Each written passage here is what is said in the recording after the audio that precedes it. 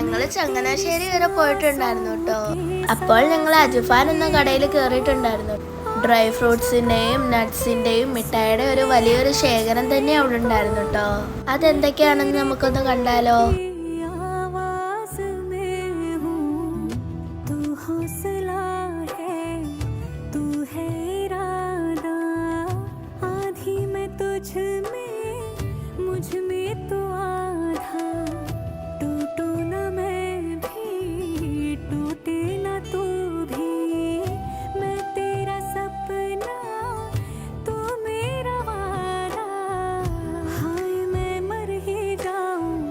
जो तुझको ना पाऊं बातों में तेरी मैं रातें बिताऊं.